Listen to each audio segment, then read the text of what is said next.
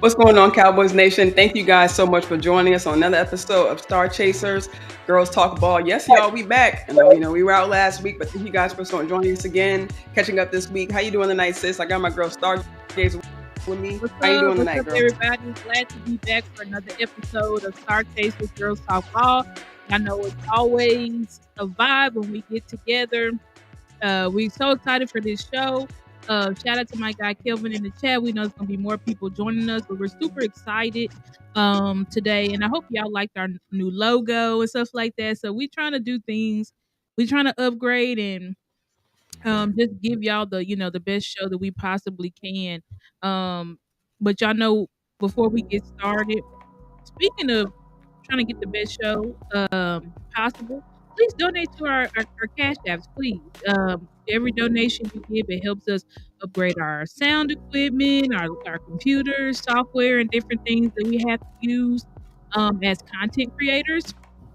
Also help us pay for this subscription because we definitely have to pay to use the platforms that we use and everything like that. So if y'all could please be kind to donate to our cash apps, that would be great. It's right down there on the screen. But y'all know when y'all come in to please like the video. Please like the video. Please like the video. And please like the video. Please also share.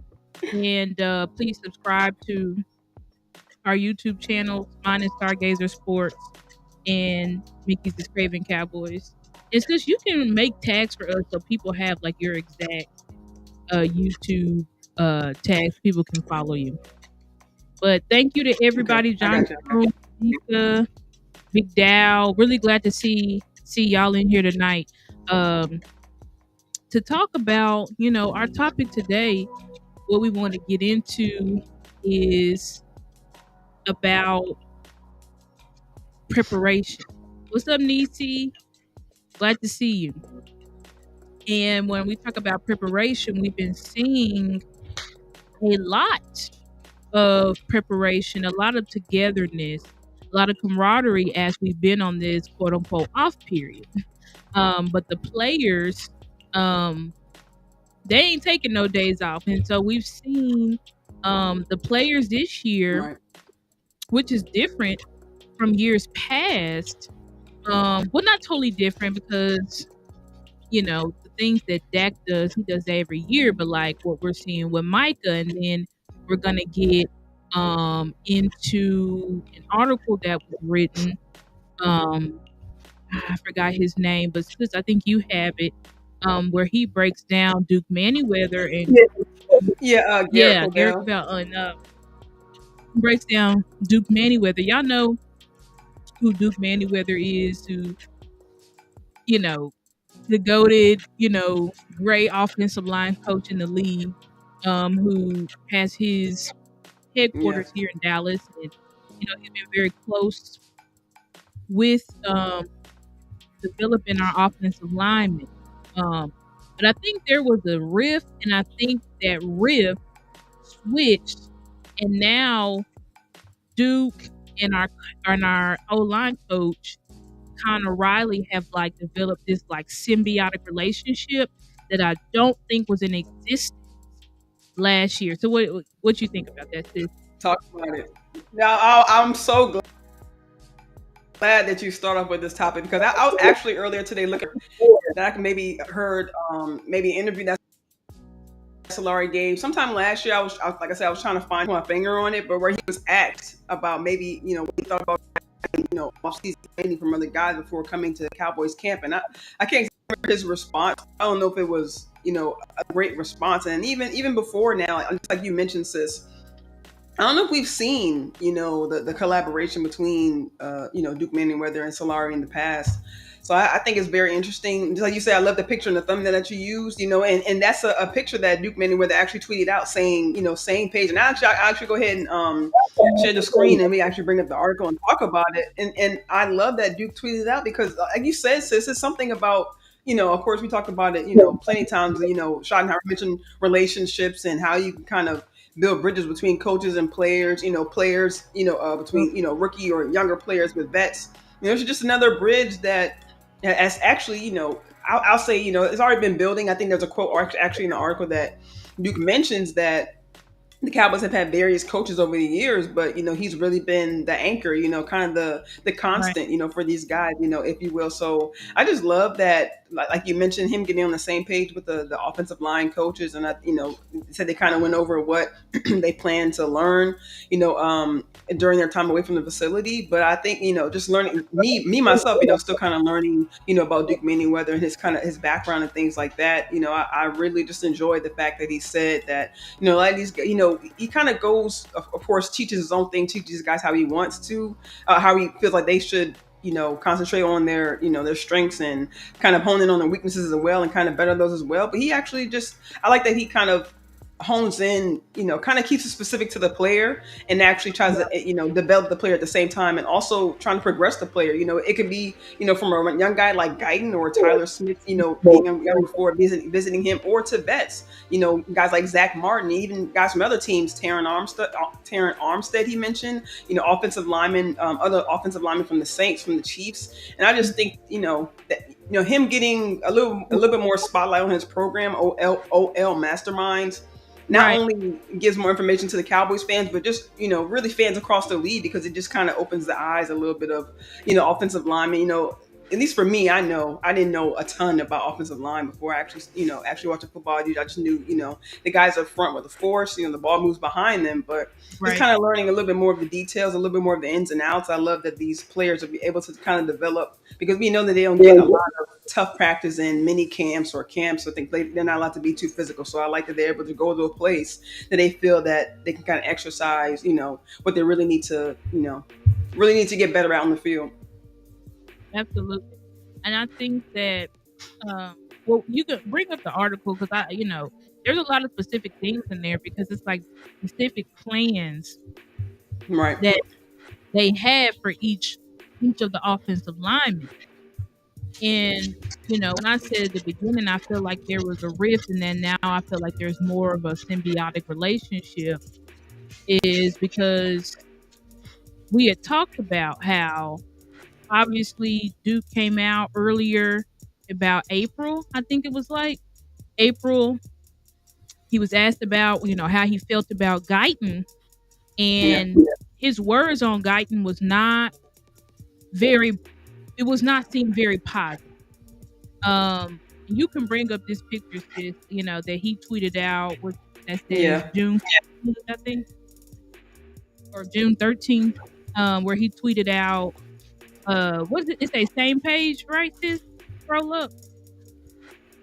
Yeah. Mhm. I'm trying to see the full tweet in the like on the screen. I think it says same page. Oh, you clicked out of it. But anyway, So just hang. Bring it up again. but yeah, so I think that there was issues on what was being actually taught to the players with Solari versus what maybe Duke was teaching the guys, because shout out to our O-line gurus here in the nation. And we love, Duke Manyweather, but we also got to give a shout out to our O-line gurus in the Cowboys content space, which is the OC from with Boss Cowboy Sports, as well as Vaj Lombardi, as well as Lou from Lou's Tape. And each of them talked about specifically about how reason why that Guyton was struggling and that Terrence Steele was struggling, and it seemed like they had taken a step back, was because Solari or somebody changed their stance.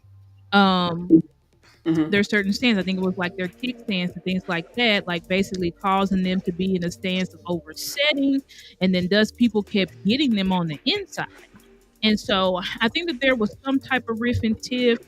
I think that something was going on, with Tyler Guyton.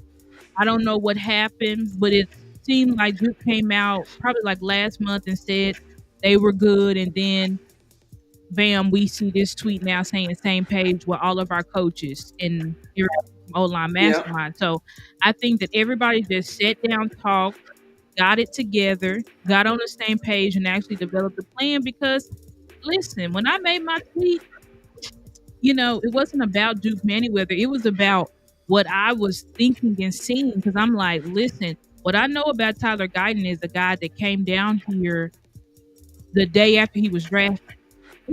So, and I'm Yeah. listening to all the people that I just named, and it's like Guyton, he needed more strength and things like that.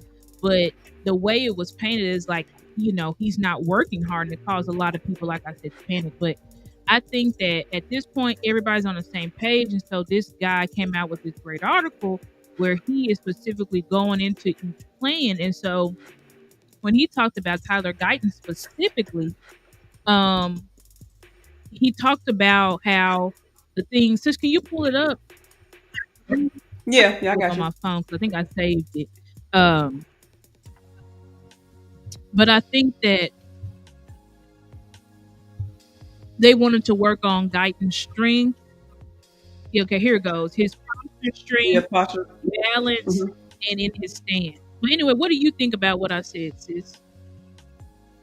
No, I definitely agree with you. I mean, just like you said, we've kind of heard different things through the offseason. I mean, we saw Guyton's interview that, when he sat down and talked about how, we talked about before about the camaraderie of the offensive line room and the guys New coming together. coaches, yeah. But yeah, exactly. The energy in the room, the new excitement. We saw them going to hockey games together. We saw them spending a lot of time together. So I think with these guys, like I mentioned earlier, them also getting the individual attention. Because I mean, there's also, like I mentioned, earlier about him being the constant. Another constant that's been there is another coach that's been there, for a few years, Ramon Chen Young, and that's kind of something interesting for me. Like, not saying he was never mentioned or not important or didn't have an impact or anything like that, but for a guy that's been there for a while and also has also coached up other offensive linemen. We saw him, I think it was the Senior Bowl. I think it was. We saw him on the field helping them with some drills with some of the workouts. So he's had his hands on other players as well. So for these guys to even further development from the coach that's already been there, work with Solari. Maybe he was there.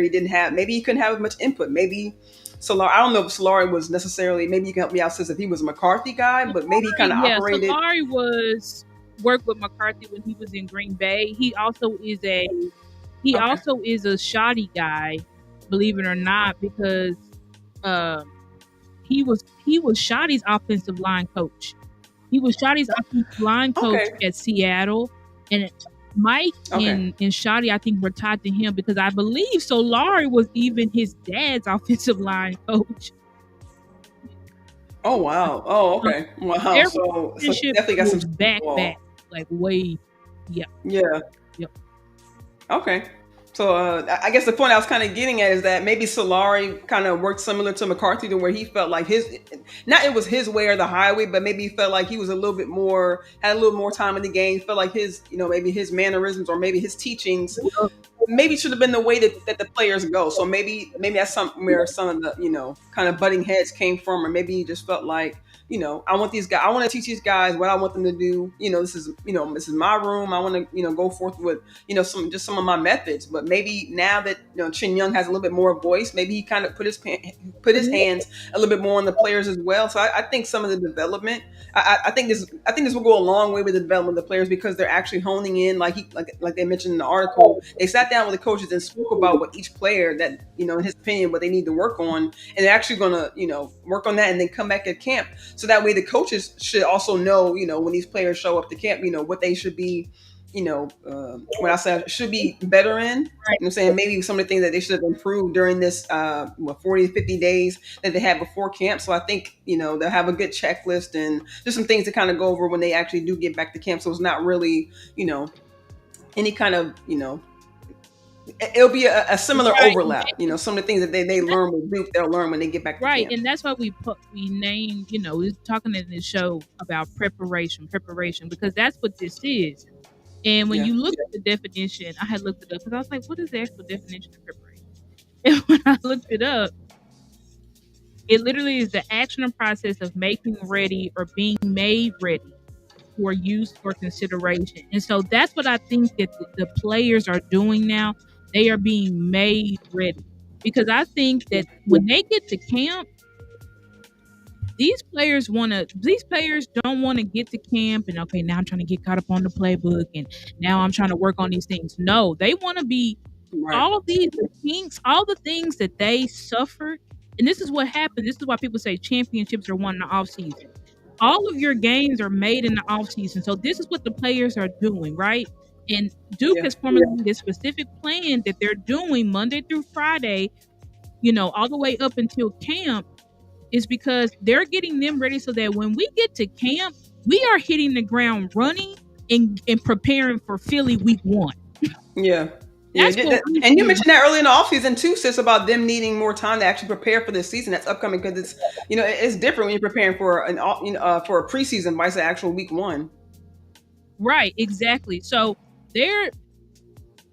what Shotty's doing is we're trying to get ahead. We're trying to get ahead so that these things like what Guyton struggled with, right? They said that Guyton played in 15 of the 17 games, started 11 of them. But Guyton was graded.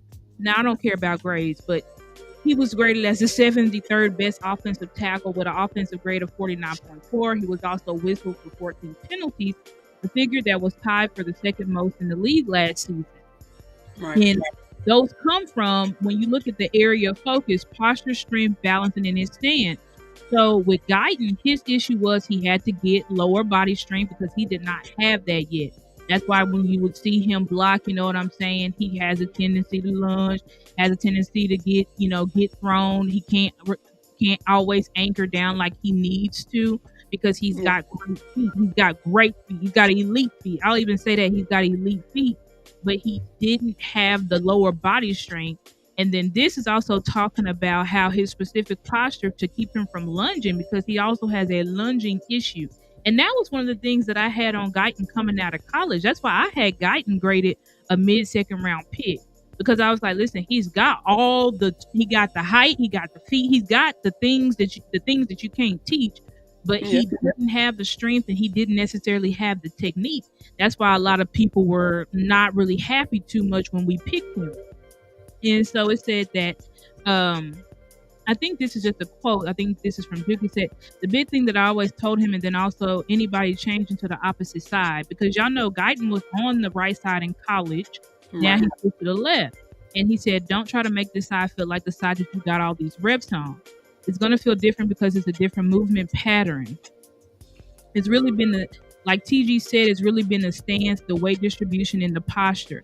Being able to maintain the posture under load on that side. That's really what we're focusing on. Then getting him to really understand that we got to reset the feet in order for the hands to be efficient and effective, right? So what Duke is, this is what they're saying. They're working on these specific technical issues. And so hopefully when we get to camp, preseason week 1, Philly week 1, Guyton will be ready to go. Because you see, he only had a certain amount of time really to get acclimated, right? You go straight from college, in a few months you're already playing it in the NFL. It's like this April, NFL season starts in September, so you only have this window. But now he's not only got all these games under his belt, but now he's also got a full off season as a pro in order to get better. So I really thought that this was very interesting, a well thought out article, because I know a lot of people had questions about Guyton, and I know that it brings a lot of people peace that he is still working with Duke, because Duke is known as the best offensive line trainer coach in the NFL. So it's like, if you want to get better, you need to be with Duke. I will also say you need to be with my guy OC too, but Duke is also, he's recognized as the greatest in the NFL as far as O-line training. Yeah, I definitely agree with you, sis. I mean, just to kind of add on to some of your points, not just a full off season, but we even heard about Guyton being in the weight room, putting on that, kind of shedding the baby weight. And we've actually kind of seen that with a lot of the rookies, kind of shedding a little bit of baby weight, putting on some muscle, and even some of the second year guys coming in too. I mean, Cooper Beebe, just like you mentioned, Guyton coming into the second year, and then we have Booker right behind him. They say he was training with Duke Manyweather, even when he was down in Alabama. So he's kind of gotten a head start as well. So I think just some of the, and he also actually kind of mentioned that he thinks, I know we'll get to him a little later in the article, but he actually mentioned that he feels like Booker could actually take another step as well. And with the other guys on the line as well, even someone as seasoned as Terrence Steele, who we'll get to later on as well, he felt like he can still improve in this game, because we know he kind of had an off year last year, but just a point you made earlier. It's just I like that they have someone like Manyweather because this isn't the first time we've seen them draft a lineman. Oh my gosh, I'm sorry about Uh-oh. my camera, you guys. Let me see if I can bring up. Yeah, I can still hear you. It's kind of like going Can you still in hear and me, out, sis? but I could hear you. And just to shout out some Okay. people while getting her camera. Just shout out to Joey Badass. Nice to see you here, Swain, my guy Swain. And Swain, I agree with you. I don't think the coaching staff last year did not want Guyton.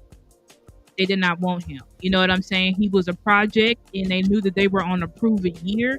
And so I think it was less on trying to mold him and more so, just like Sis said at the beginning, do what we tell you to do. And if you can't do it, then I'm gonna bring in this guy who can do it. That's why Guyton was getting benched for Chuma and he was getting benched for Austin Richards, because it really wasn't. When I went back and watched the games, and I was gonna do a film review on Guyton. I don't think I'm gonna do it now. I was just like, whatever. But I went back and watched a lot of his games, and I'm like, the games where he was getting pulled, he wasn't having no bad games, and this was the games that didn't matter. So it's like, why were you pulling him? It was just a coaching thing. You know what I'm saying? Those coaches just didn't want him. You know what I'm saying? They didn't want him. Yeah. They didn't want to develop him. So it just is what it is. But Stephen White, I don't know if we shouted you out, but shout out to you and JVB boy. That's my guy. I really appreciate you, JV. He always blesses me with the random cash app. So I really appreciate you. But yeah, we can go on to the next one, which they talk about Tyler Smith, which, believe it or not, Tyler Smith is what, 2-time or 1-time All-Pro, 2-time Yeah. Pro Bowler and stuff. And so you would think, oh, he doesn't have much to work on, but it's like he has tons to work on. And a lot of people made fun of Shoddy when he said that Dak was to develop it, but it is true. Like, if you're a player, if you're not getting better, you're getting worse, basically. Like, you should always be trying, no matter how long you've been in the league. Like, you should always be trying to get better. There's always something that you can get better at. And if you think that you've arrived and you've made it, think again, because you haven't. You know what I'm saying? And especially nobody on this team who haven't won a damn thing. They definitely shouldn't be like, oh, I'm good. Are you really? You know what I'm saying? Like, you haven't won anything. So I don't know how you can say, oh, I'm good. But his focus is getting off the ball quickly and establishing his first 3 steps to maximize leverage and power. And you know what? I can agree with that, because there were some times last year when you was watching the film in the run game, you'd see Tyler Smith kind of slow off the ball. He couldn't get to his block. Because he didn't get to his block, the run was over before it could even begin. So that's things that I saw from him. You know what I'm saying? So, not saying that that's a constant in Tyler Smith. I mean, he's a Pro Bowl All-Pro, so we're not about to sit here and act like it's just, the worst thing, but it is something where it's like, we would love for you to be more consistent in that way. You know what I'm saying? Because we don't want our Pro Bowl All-Pro guard giving up sacks or giving up could be possible explosive runs, but you got your ass beat on the first rep just because you couldn't get out of your stance quick. Right, especially with some of these DTs that we're going to be facing in this upcoming schedule. I mean, some of the in the inside guys. I mean, we have Jalen Carter, I believe, from the Eagles week 1. So just some of these guys that they're going to be facing down the line. Like you said, it's good for these players to kind of improve. And like it kind of mentions in the article, Tyler Smith being one of the newer leaders in this room, kind of taking in some of these guys under his wing. Even Guyton kind of mentioned in one of his interviews that him and Tyler Smith have been spending a lot of time together off the field, kind of becoming, I don't want to say brothers, because I don't know if he necessarily used the word brothers, but just really spending time taking him under his wing, kind of learning some of the ins and outs, because Tyler Smith even mentioned that he learned, from the vets when he, met with Tyron Smith, Zach Martin, learned from those guys, and he can almost right away pass down those things he learned, because, Booker mentioned that he met Tyron Smith there as well. But, kind of some of the things he learned under being under Tyron Smith, he could pass to some of these younger guys. And just a point I was going to mention earlier before my camera did go out, I just kind of wanted to mention that it's great for the Cowboys to have a mentor like Duke Manyweather, because they've had a plethora of guys that they drafted who have had to switch sides. I mean, Booker just this past year, Guyton who switched from the right side to the left side. You know what I'm saying? So just a lot of these guys they brought it even back to Zach Martin.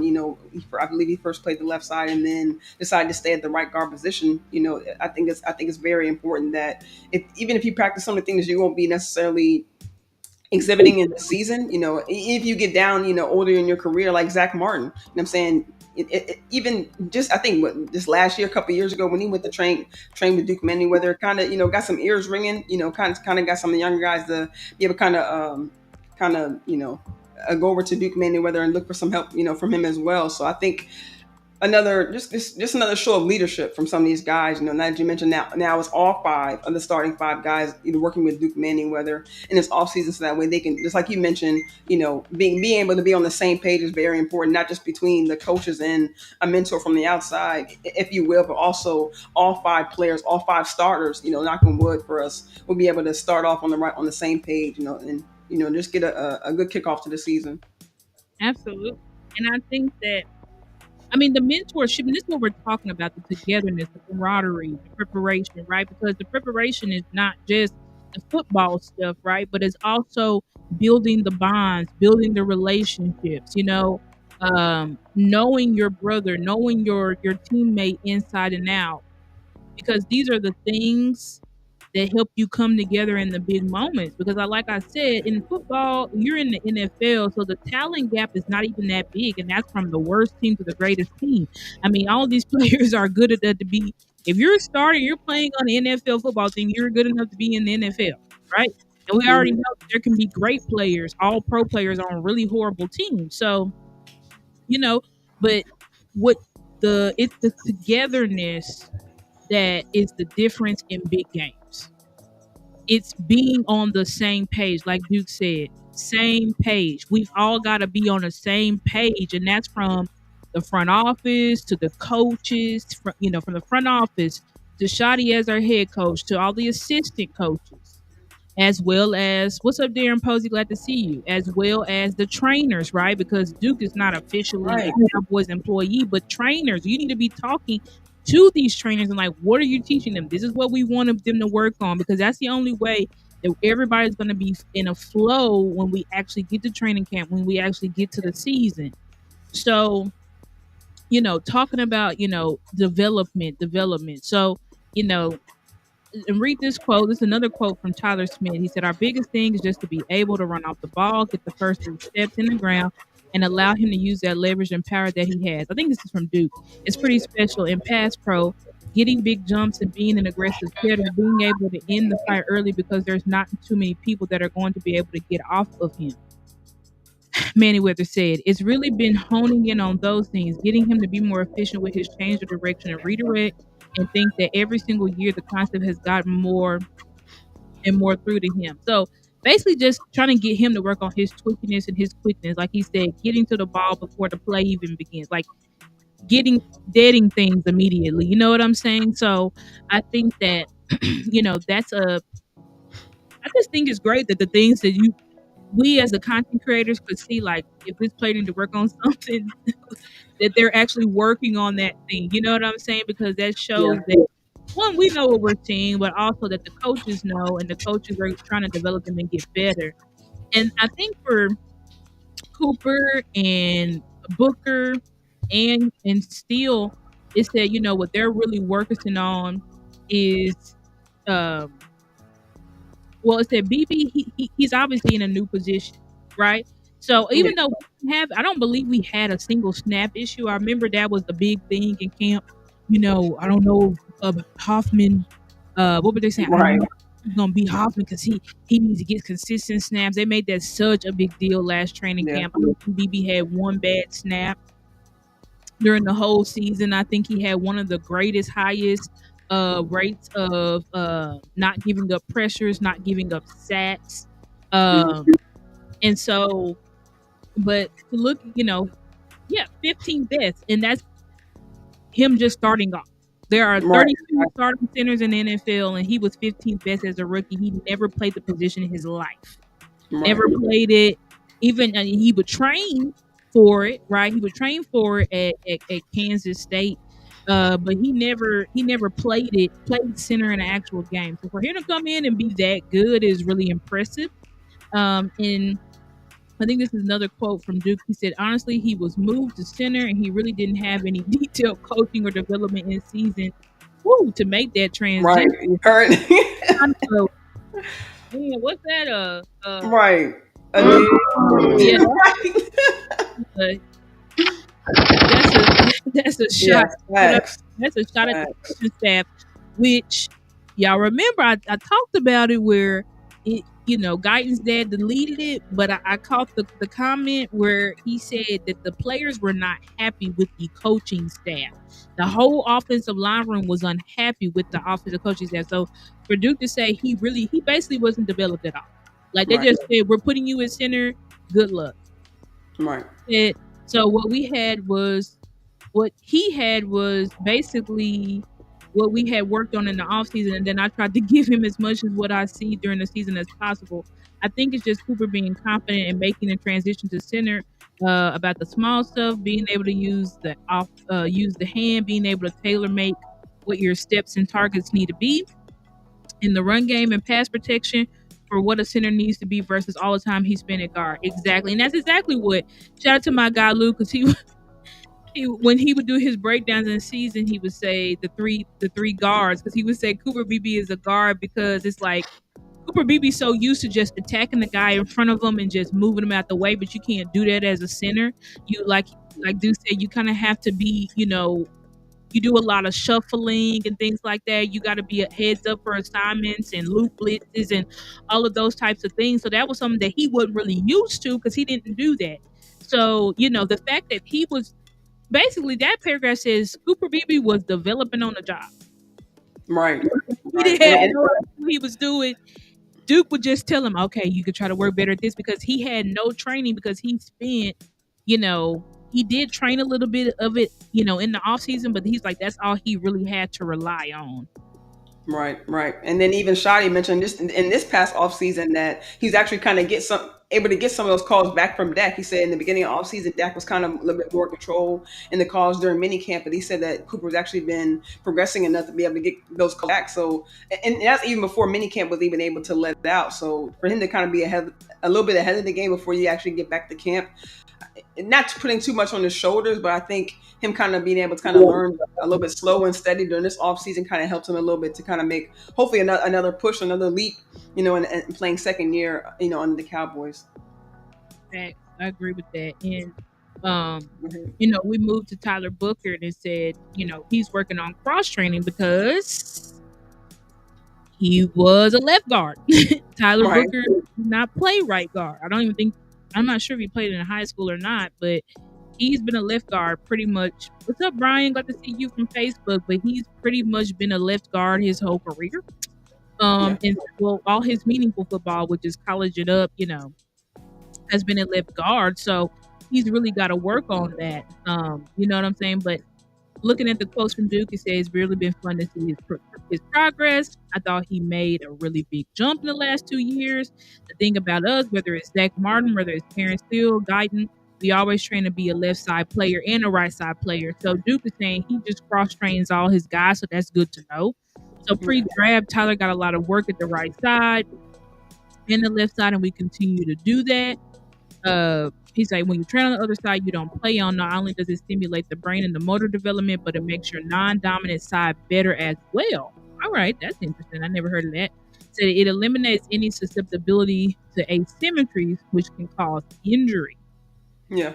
So what ends up happening is a guy plays on the left side his entire career. They'll start to have repetitive recurring injuries from having extreme internal rotation. So basically, it's like your body will be overcompensating, basically. Mm-hmm. And that's shortening him on the right side. So we're trying to train right and left as much as possible. Because he's like, basically, if you've been a left side player, then you go to the right side, you're going to be overcompensating, and thus you're going to be getting continuous injuries because it's different. The total what's the word?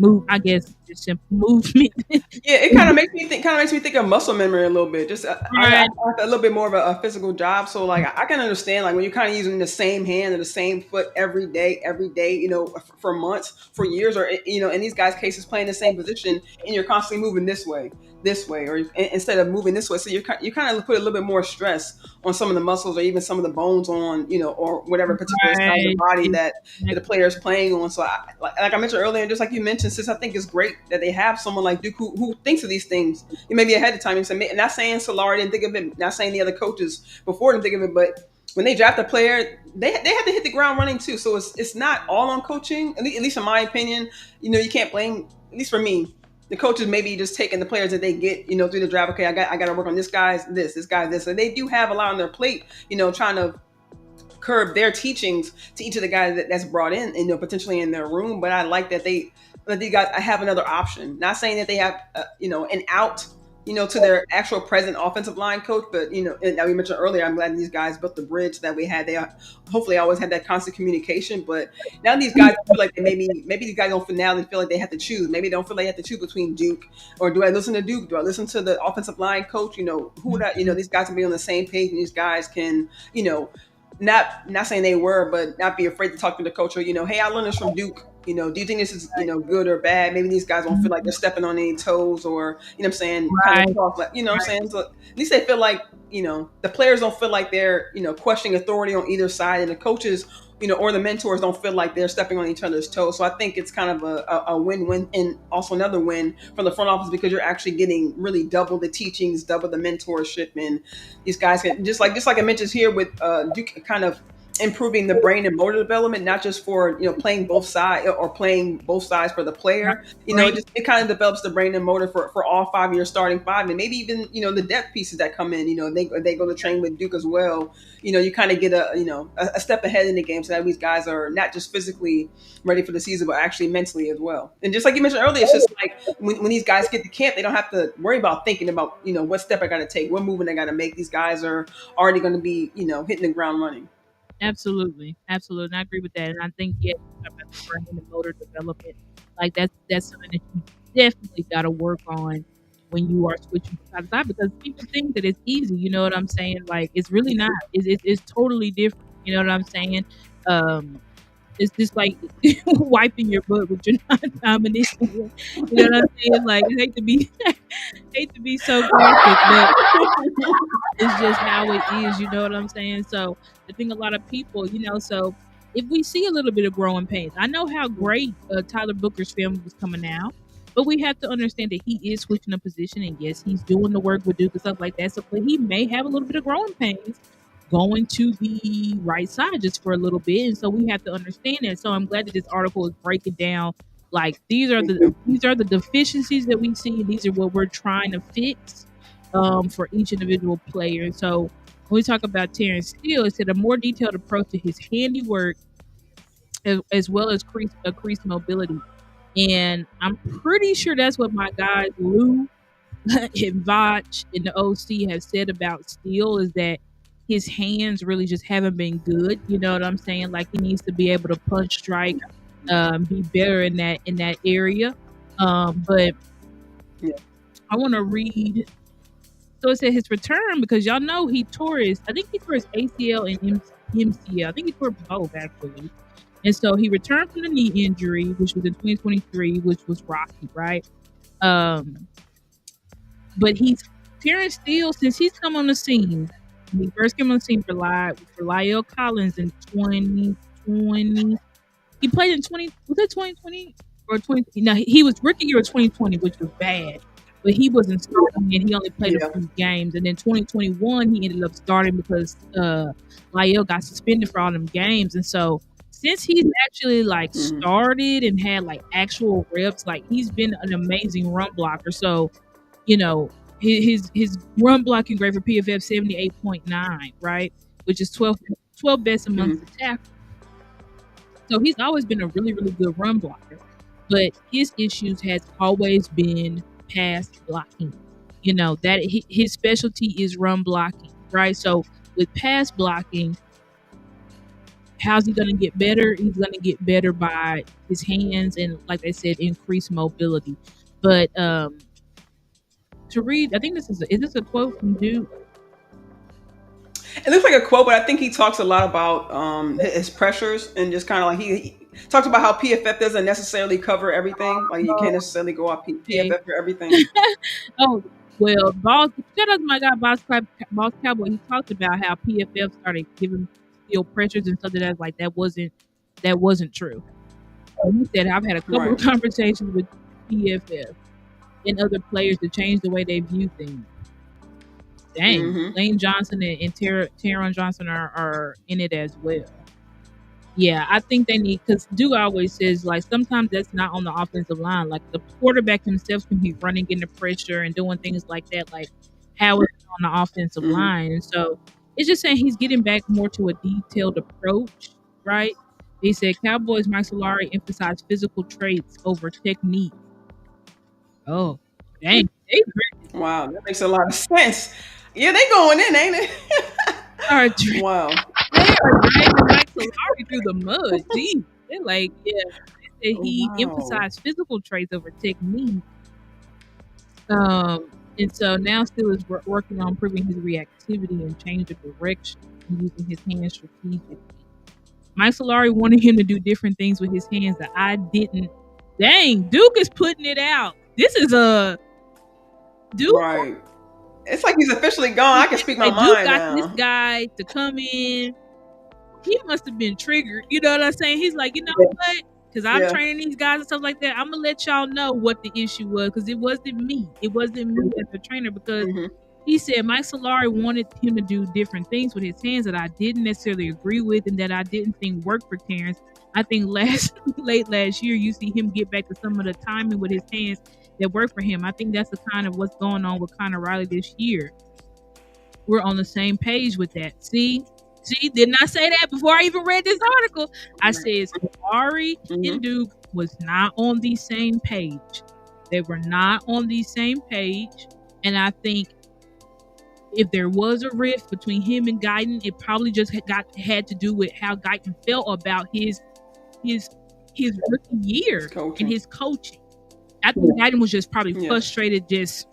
I'm frustrated with how I looked out there. And I'm paying you millions of dollars, you know what I'm saying, to make sure I don't look like that, and I look like that. But now we're knowing, well, it didn't have nothing to do with, like, that didn't have to do with me. You know what I'm saying? That was your coach.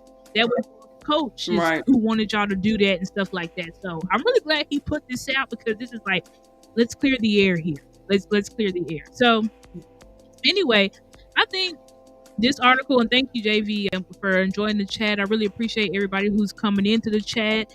Let's take a break. Make sure y'all hitting the like button. Everybody who's in here, if you're on Twitter, please come over to the YouTube side. I have posted my link on my Twitter. Mickey's posted her link on her Twitter. So please come over to the YouTube side and like the video and help the algorithm. You know, Mickey and I are both trying to just grow our channels. We're really trying to grow and put out the best content possible. So y'all please help us out if y'all can. We also enjoy reading y'all's comments. We received that was the wrong button.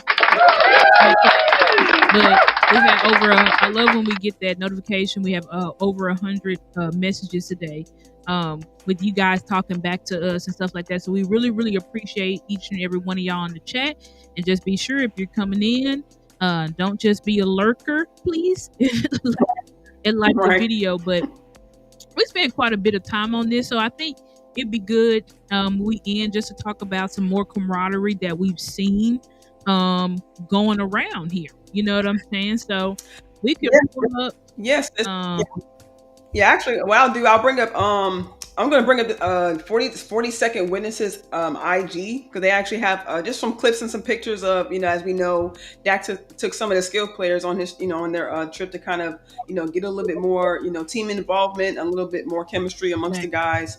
So I just want to bring that up right quick, and we, like you said, we can talk about it. Yeah, you can bring it up, and then I think it also would be good to I can bring it up on. Shout out to my guy Brandon Laurie. I'm gonna be using all your tweets today because he be on top of this stuff. Facts. So I'm gonna use it because I'm gonna be on Brandon Laurie's page. Look at this. Y'all need to go follow when I bring his stuff. Y'all need to go follow Brandon Laurie. Please go follow him. I thought he would have way more followers. He got like 9,500. Y'all go follow Brandon Laurie. Yeah, he posts a lot of really great stuff. Even some stuff that I only see none of the beat writers post as well. Right. That's what I'm saying. Like, he really needs to be appreciated for his work because he pretty much shows us every single thing that goes on with the actual players. Like every from I proposed to my girlfriend, I bought a house, I'm doing this training, like please. And so I'll show you this video because y'all know for the past I think 2 to 3 years they've been doing OX performance build. Oh, I think 42 and Witness. Is this the video? Yeah, the first video they had they have it pinned to their page. Okay, yeah, so we can watch this video because y'all know these are the special like military people and stuff that they're training for. Can we actually hear the video? Is it gonna play? Let me see if I can. Yeah, let me see if I can get the. If not, I can turn the music down a little bit. I can do it from Twitter as well. Okay. If it don't play on this, what is it, Instagram? Oh, there. My bad. I'll restart it.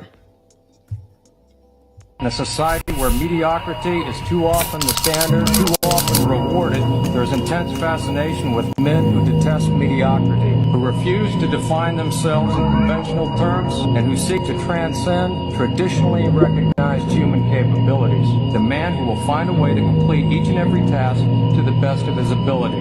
The man who will adapt and overcome any and all obstacles.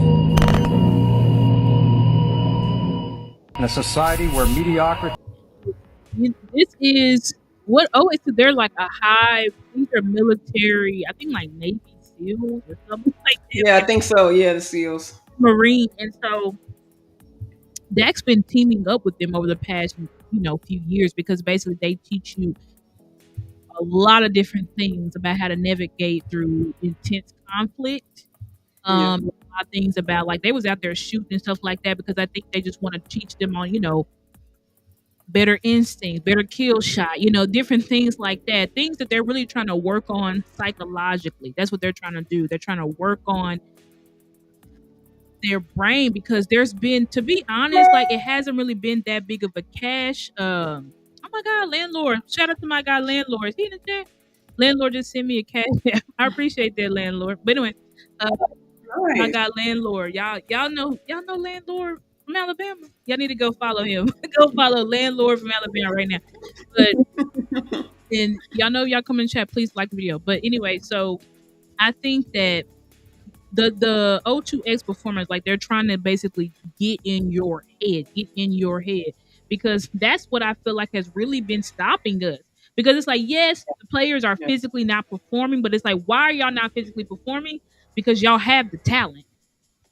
So why are you out here in this high pressure game looking like this? You know what I'm saying? Right. Boss in the chat, shout out to my guy Boss. Love you too, Boss. I appreciate y'all so much. But yeah, and so, but that's what they're saying. Like, we need to get into these guys' heads because although it hadn't worked the best, you know what I'm saying? Because we Boss is stupid. But also, it haven't worked the best. And shout out to you too, Boss. Shout out to you too, Boss. Shout Boss crazy. The Landlord as well. They crazy. But anyway, I think that yeah, so I think showing that video, so it's like even though it hadn't necessarily worked, it hadn't necessarily worked, but I think you just keep doing it because it ain't the training as bad as us. You know what I'm saying? So it's like, can we get better? Can we really take in this training and really internalize it? And what's up, Keystone? Glad to see you. Y'all know this. Y'all love Key the best. Appreciate you, Landlord. Appreciate you. The king of the underground, called Keystone. But I really think that and then this year, what we didn't have. Guess who we didn't have last year because he was in contract dispute? CeeDee. Right, we didn't have CeeDee last year. We also didn't have a Pickens last year. You know what I'm saying? Dak was out there throwing a Tolbert and Brandon Cook and Brooks. That's what he was out there throwing too. So it's like now Dak is like, I can really get reps in with my starters. I can really get extra reps in with my guys who will actually be playing. So Yeah. Go ahead. Also, in addition to that, I love seeing guys like Hunter Lipke out there. They had Joe Milton out there as well. Yeah, a lot of guys were out there. I like Schoonmaker. You know what I'm saying? Tolbert out there. Of course, catching that relationship he has with Voss. I just really love that. It seems like you mentioned, like guys that may not have been out there before. Out there, sharing reps with Dak. Joe Milton. Getting him acclimated to the group as well. Not just a Will Greer out there. All three quarterbacks. You know what I'm saying? And that way, all the guys made me feel like equal. You know what I'm saying? I think Ezraku mentioned that everybody be on the same page, everyone being treated equally in practice. So, that can kind of resonate over, with Dak's trip, and not just with Dak, but with Micah as well. Micah took out the linebackers early in the offseason. Micah with training with Osa as well. So all these guys feel like they're getting that equal attention. You know what I'm saying? Like just like we mentioned earlier, when camp starts, the coaches don't necessarily have time to focus on each individual player. So now that they're getting the attention and the focus and kind of the training now, just like Schottenheimer was kind of saying throughout the offseason, that once these guys start to hit camp, they don't have to think so much. And they're already kind of hopefully everyone be on the same page and going at the same pace. Right. This is about hitting the ground. So I talk about preparation, because we're preparing now so that when we get to camp, we're hitting the ground running. We're preparing for Philly. We're not doing this, my technique is off, I don't know the play. No, let's work on that now. Let's prepare now so that we can perform later. We're preparing now so we can perform later. But this is just looking at the guys have been training with, I think his name is Lance Dean. He's a trainer here in Dallas. And Micah, I think maybe Micah, Osa, either it's Tommy Aking-Basote, I think may have been out there with them, or there's another guy. I want to say Heath, but it's not Heath. What's our other defensive? Thomas? No. Wheat, Tyrus Wheat. Oh, okay. Tyrus Wheat or Tommy Aking-Basote, but also Solomon Thomas as well. Like these are guys that have been working out consistently for pretty much the whole off season. But this is them just continuing to build that relationship and that camaraderie. So here we go. I hear. But hold on. It's some of Micah's training. They do these workouts. Right. Come on. Good.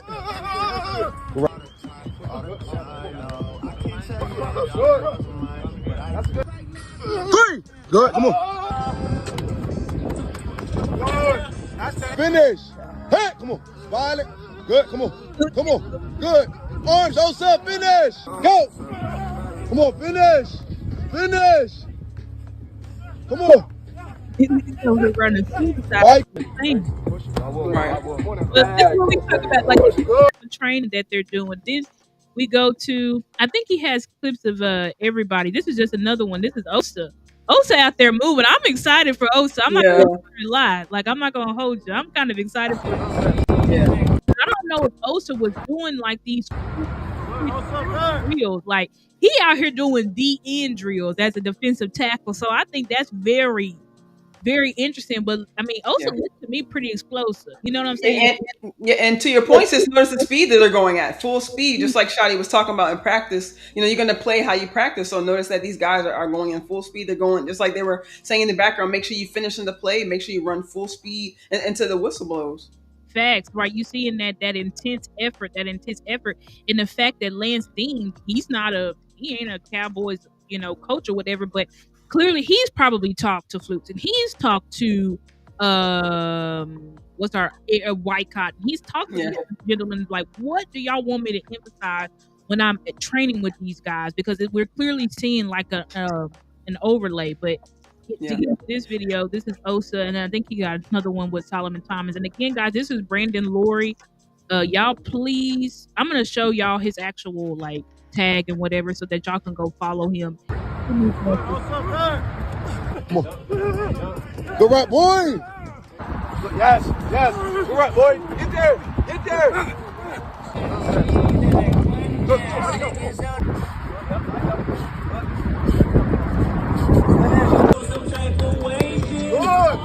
Good. I like it. Come on. Good. Yeah. Come on. Good right, boy. But Yes. Good right, boy. Get there.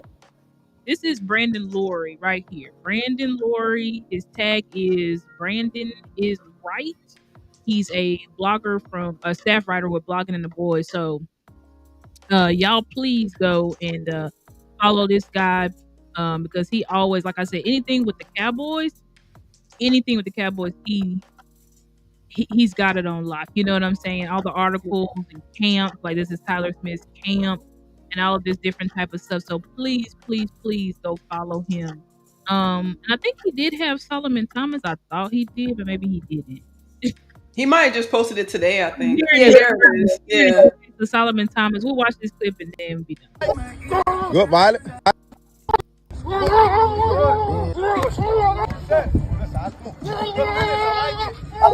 Good, Violet. Now finish. Good.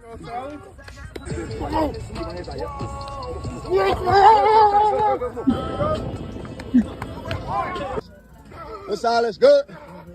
Good, rep. Good, rep. Come on, push. Yes. Good. Good. It's under control.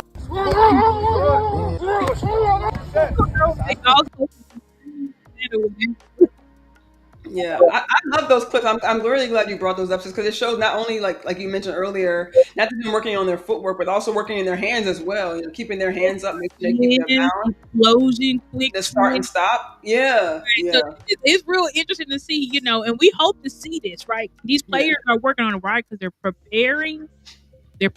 So we hope all of this stuff that they do and all these quick twitch moves, all this stuff, we hope to in the game we be like, and that's why you do those types of drills. You can't make that type of play if you don't do those types of drills. So I'm just really excited about the togetherness of the boys. The fact that we're in the off season, they could be on vacation because it's June. This is the last time they get before I have to be dedicated to this team nonstop from now July to December, January. You know, half a year. So the fact that the players are like, nah, I'm not gonna go to Bali this year. I'm not gonna go to the UAE this year. I'm not gonna go, on a trip to Europe. I could, I'm not gonna go. Maybe I don't do Fashion Week because it's like, let's get together and prepare now.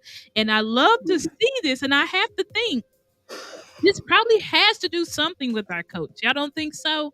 You know what I'm saying? This is not me kind of gas shotty or anything like that, but I'm just saying, like, these players to have the attendance and the consistency, like with Micah, that's consistency.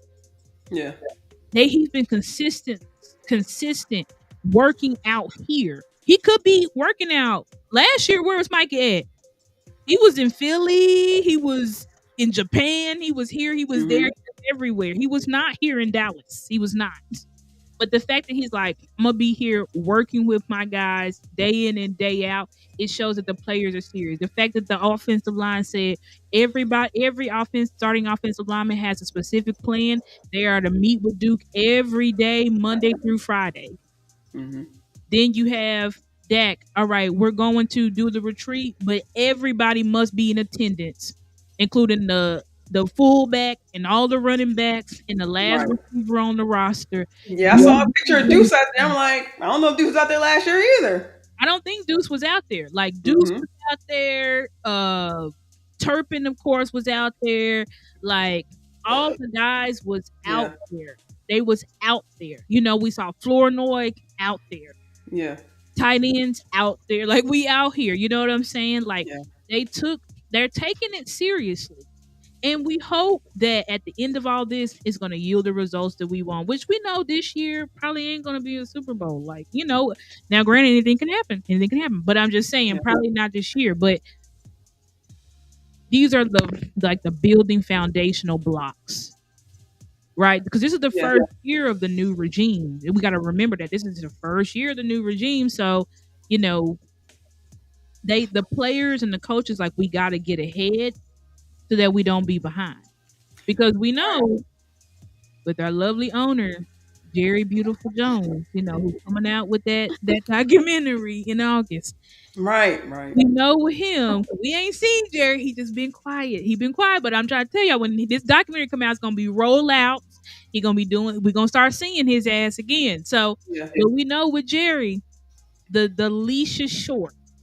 The leash is short, which means Shotty he doing all he doing now, and he's basically got almost full control. But we know if he fucks up in the season, Jerry and them gonna start. All right, let me get in there. Reeling them in. Yep. Reeling them in, like, all right, let's go, and that's when we're gonna start facing problems. So the coaches know we gotta win. We don't really have that long grace period. We Right. need to win. Like we need to look like a formidable team. I don't think the expectation is NFC Championship or bust, but I think that the expectation is at least playoffs. Yeah. I believe if we don't make playoffs, they're gonna be looking at Shotty like you don't know what you're doing.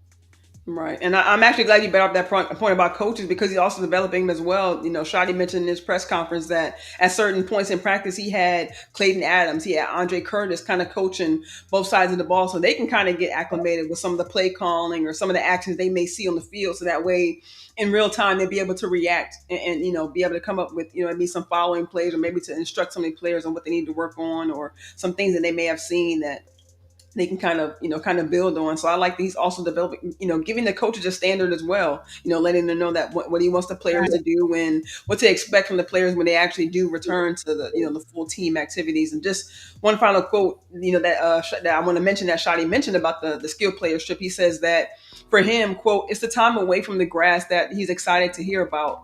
Ball is ball, but it's the team building, the conversation that they have to get to know each other on a deeper level. So, and then he actually, end quote, and actually mentioned that, when they return, he's going to check in with Dak, ask him, okay, what'd you guys talk about? What, not necessarily what all went on when you guys were gone, but, what kind of team building did you guys, kind of engage in? And so that's going to, kind of have Dak hold the players to a standard. And he's going to, check in with Dak to see if he upholds the standard that he has of him. Like, okay, I expect you to take these players together and, not just teach them something, but how can you elevate them as their leader, as their quarterback? So I think, of course, once he gets the answers that he's looking for, I think he's going to find the answers he's looking for. I think Dak, of course, with his time in the league, knows how to lead a group of players, and he's done this trip, many times before over. So I think we're going to see great progress with this team, and even those little intricacies of players on different levels, in different years, coming under a new head coach, but I think, like we've heard, throughout this offseason, I think we're going to see multiple players, take different leaps, take different strides in their games to kind of improve the team. And I think, in the long run, and a quote that Booker said to kind of close out, Booker said during the rookie orientation that he's very excited for Cowboy Nation to see how they compete with each other every day. We're going to be the most competitive team in the league. And a quote that I love that he said is, how you do anything is how you do everything. And I just love that he mentioned that because it kind of peels the layers back a little bit of the leadership that he could bring to this room. Of course, he's learning from Tyler Smith, learning from other vets on the team, being able to meet Tyron Smith, being able to meet some of the legends through the legend community, but he already has a knack for his own leadership. So I'm very excited to see how he kind of builds his own, but also kind of taking, and he called it a fraternity, from past guys that have been in the offensive line, how to lead, but also to kind of lead in his own right, but also, be able to let the players know that he also, has a standard as well. Not saying it's all about Tyler Booker, but I think it's going to be great for all starting five, not just, O-line, but it's about other players. But I think just kind of focusing on, the first round draft pick, I think I love the seeing that his leadership role, he's not afraid to step in it too early. I'm glad to see that he's, kind of speaking about the standard that the team is kind of being held to. And like you said, we're going to be the most competitive team in the league. I'm excited to see that in practice. I'm excited to see it week one and going forward. And I hope that we do see, hopefully we do see some sort of transition with this team. I want to see them make the strides that we're kind of hearing about in this offseason. I agree with you, sis. I agree with you 110%. And we're doing all this preparation so that we can get results. Right. So we definitely want to see results. Mm-hmm. Everybody loves Shotty right now. But I'm trying to tell you, if they don't see results on the field, Cowboy fans are going to turn on him. They are going to turn on him.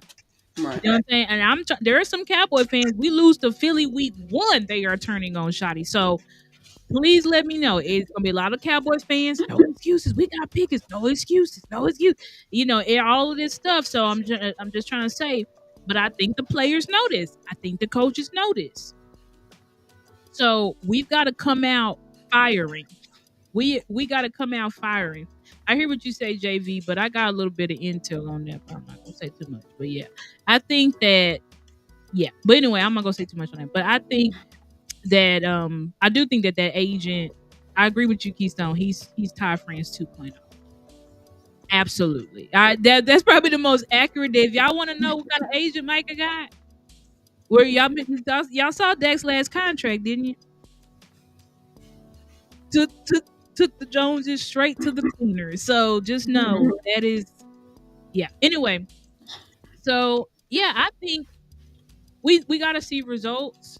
But at least we are liking what we're seeing so far, which is the preparation to get that results. We're seeing different type of training, camaraderie, specific plans, and all of these types of things that weren't happening under Mike McCarthy. Weren't happening. When I say under Mike McCarthy, his offensive line coach, Duke, just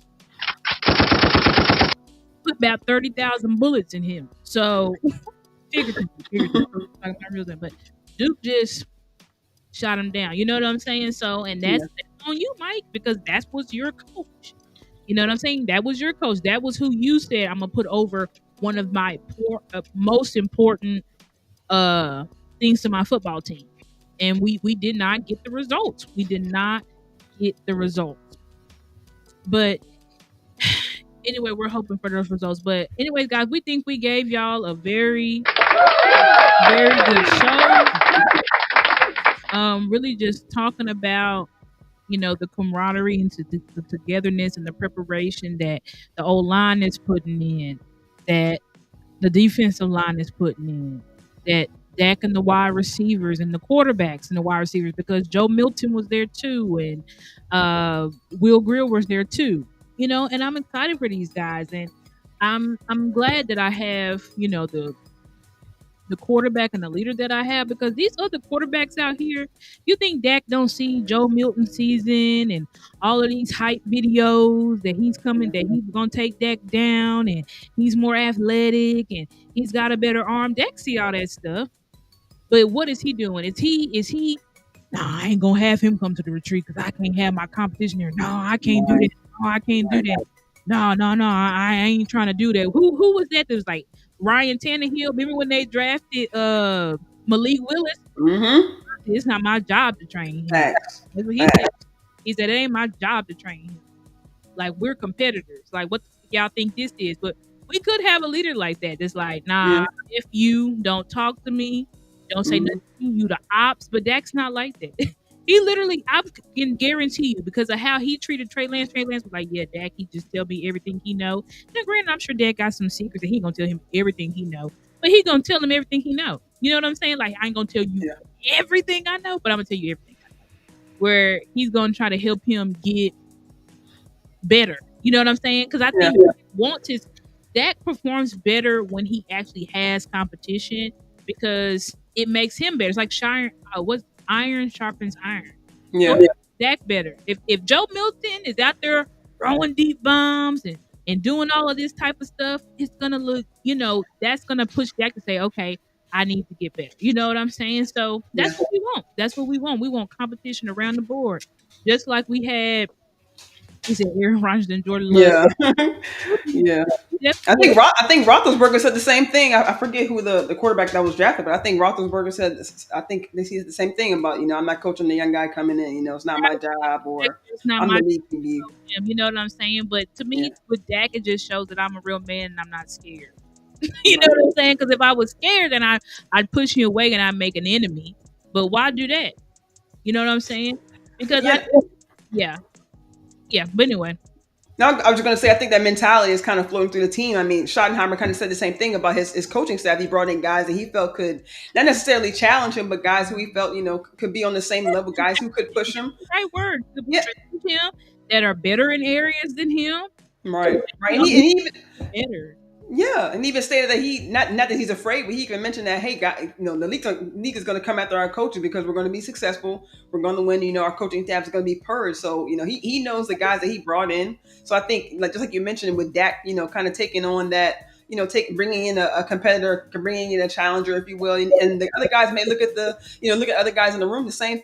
Oh, Mason Rudolph was the QB. Okay, yeah, that is the QB that was drafted. But and the other guys could look at it the same way. CeeDee. They brought in Pickens, but they didn't look at it as who's going to be the number one, who's really number one. No, we're both the number one. You can see us both out there in the field, and even Ferg could come up too. So all these guys had the mentality that, yeah, we're vying for spots, if you will, but I'm going to help the next guy come up. I'm going to help him better his game. He can help me better my game. And then, just like Booker said, they're going to be the most competitive team. They're going to be competitive, but it also, just like you mentioned, sis, iron sharpens iron is going to make the entire team better. It's just not going to make your starters better. Not just going to be a guy here or there. Your weapons better here or there. You know what I'm saying? It's going to make, hopefully, everyone better.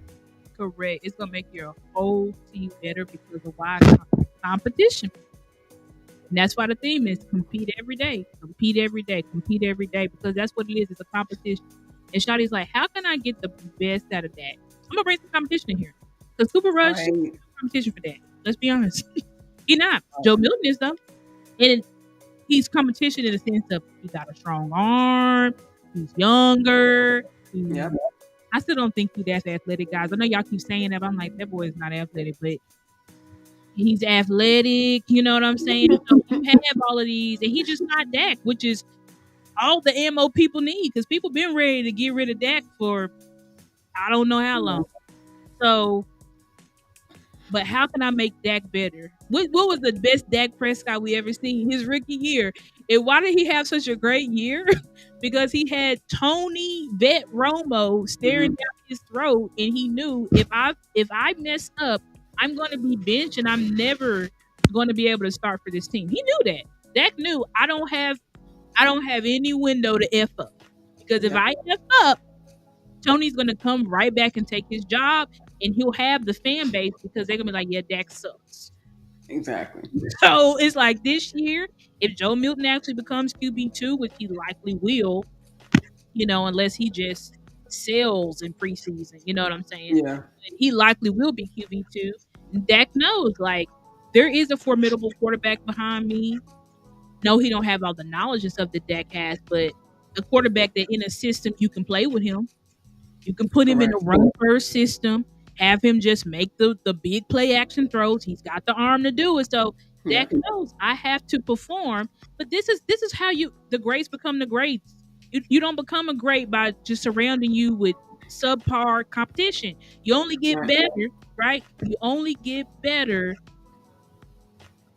with more challenges. You know what I'm saying? If it's just you don't get better. It's like when I go working out, my trainer's like, listen, if you don't need 2 minutes to rest, you did not work at, you didn't do the, you need to go up and wait, because you could not be like, oh, I could just get right back into the next rep. No, you not. So that's what I'm saying. It's about pushing yourself. Exactly. It's about pushing. You need to push yourself. You need to put yourself under pressure. And then maybe that will cause you to say, you know what? Okay, I'm going to perform better. You know what? I'm not going to throw that ball. I'm going to tuck it and run it. There are things that you have to think about now, because you fuck up too many times. The fan base this Cowboys fan base is probably one of the most fickle, bro. So Dak messing up, and they got shiny Joe Milton, $100,000 smile, Joe Milton, Joe Milton sitting over there. Everybody's crazy. Put Joe in. I'm trying. Your favorite content creator, they're gonna start making videos. Should Dak be benched? Should Dak be benched? I'm trying to tell you. So every player's just got to perform. They got to perform to the top of their ability. It's no more you the best, you just the best guy like CeeDee and George Pickens. It's like they don't see it. Stephen Jones made it clear. We don't see George Pickens as a 2. We see him as a number 1. So CeeDee should be like, even though they're friends, they're comrades, they're competing. Like CeeDee, like, but I'm 1A. You know what I'm saying? Facts. They're competing. You know, Exactly. that's what you Exactly. And even the playmaker kind of made a comment, before we get out of here. He said, "Hey, long as CD, not literally, but as long as he has one more yard than Pickens, that establishes him as the number one wide receiver." So, one just as more hard as yard exactly. exactly, It's like CD, one more yard. That one more better throw. exactly. You know what I'm saying? It's gonna come down to that. It's gonna come. But anyway, it's gonna come down to that. So I think all the players they just gotta keep working on it and work on just getting better. Even like with Micah, yes, Micah is the best clearly, but they did bring in Donovan Ezaraku, who has the potential to be all pro Exactly. bowler. He has the potential right now, so we don't know. You know what I'm saying? But that's what I Yeah. like. Bring in competition. Nobody should just be here. Yeah, I'm the best. Right. I mean, drafting. I mean, I know Booker's playing guard, but I don't know if it puts pressure on Guyton necessarily. But drafting another lineman in the first round after you just got Guyton last season, and even just I mean, I think it was about mid-season last season when Guyton, at least for me, I saw Guyton saying, "Hey, I'm gonna work on this. Nothing's wrong. I'm good. I'm back on my game." He got back in the weight room early in the off season, so he kind of took it as not disrespect, but I feel like he took it as okay. The Cowboys not necessarily move fast, but I don't think they're gonna necessarily give me this spot, or if I don't necessarily earn and keep I this know, spot, right? they Exactly. may not let me hold on to it. So I like they took that as a challenge on himself. He knows, like we gave you a rookie year as a runoff. You know what I'm saying? But if you Mm-hmm. don't do better this year, we're gonna be looking to replace you next year. Yeah, And we hit on offensive linemen, so we can replace you easily. You know what I'm saying? So every player right. knows we gotta step it up. And every player on this roster in big moments got to step it up. Yeah, Have to step it up. And so hopefully we have the coach that can get that out of the players because we haven't had that coach in over 20 years. We have not right. had that coach that had what it took to get these players to perform in super high big moments against the best teams. We haven't seen it yet. You know what I'm saying? I haven't seen it in my lifetime. Well, I mean, I was a baby when we won our last, or I was like one when we won our last Super Bowl, but I wasn't aware of that we won. You know what I'm No, saying? So same here. Yep. exactly. So it's like I haven't seen it really. A coach that has what it takes. So let's see if it's shoddy. I don't know, but we holding out that hope. We're glad to see that the players and the coaches are preparing for the big leagues because they're gonna have to go out there and prove it. Nobody's gonna give it to them, and we Yeah. have a very hard schedule. So Yeah, and I think it's gonna be tough. Not getting too ahead, but I think they're aware that the roster cuts are gonna be harder than maybe in previous season because they definitely have good depth pieces, but also great starters as well. You know what I'm saying? I mean, I know it was kind of off camera, but as we mentioned with O line and D line, there may not be much competition because we have those starters, but there are some guys who could possibly put fire maybe on a couple guys. So these competitions are going to be very tight. I think when camp comes, and I think it's going to show when the rock as it goes week to week in preseason as the cuts kind of get lower and lower. It's just I think these guys are going to see just how tight, maybe just how tough it may be to actually compete for a spot. facts. I think you're right. Since you brought up a point with that, but that's a good point. I do think roster cuts are gonna be hard this year because I think if we truly gonna allow competition to exist, we shouldn't see everybody that we just assuming. It should be some what? It should be if Right. true competition really persisted, we should see one or two like, that's interesting. Yeah. If we see everybody that you could just assume would make it, then it's like, did competition really persist? And I'll just say this, if you do get a spot as a player and you technically didn't earn it, you better go out there and earn it on that field. You better go out there and earn it because I'm gonna be on your ass. All these content creators gonna be on your ass. If you going out there underperforming, guarantee you we gonna talk about it. And we gonna keep talking about it until you're benched. So Thanks. but anyway, y'all, thank y'all so much. Yes. Appreciate everybody. Thank y'all so much for joining in with us. We really appreciate y'all. Shout out to everybody. Bama Cowboy came in late. Really appreciate you, Bama Cowboys, for supporting our platform. Y'all know before we get out of here, please make sure you hit that like. Please make sure you hit that like button. Please make sure you subscribe to our channel. Sis, did you write out our YouTube channels? Let me get it up. Yeah, so y'all subscribe to our YouTube channels. Mine is Stargazer Sports, just like it's written there on the screen. And Mickey's is Craven Cowboys. I think she has the little cars that'll come up. But if not, it's Stargazer Sports, Craven Cowboys, just like it's spelled, Craven and then Cowboys. So y'all please subscribe to our YouTube channels and also share the video. Please share the video. Mickey and I, we're really trying to grow our channel. We got logos made and everything like that. So we're really trying to give y'all the best content possible and really do cool and unique things for y'all. But of course, we can't do it without y'all support, y'all's physical support, but also your financial support. If you guys, want to bless our cash apps, my dollar sign Stargazer Sports, Mickey $MP Cox 90. Please support us because we're not yet monetized. And there she goes, Craven Cowboys, Stargazer Sports. Yeah, so I have it up for the next show, sis. Okay, yeah, great. But yeah, we're not monetized yet because we have to have at least 1,000 subscribers. So if y'all could please just help us share our content, if y'all know, family members or groups or whatever, so that more people can see our content and subscribe, so that we can grow. But we really appreciate all of y'all. Thank y'all, and we love y'all, and y'all have a good night. Appreciate you guys.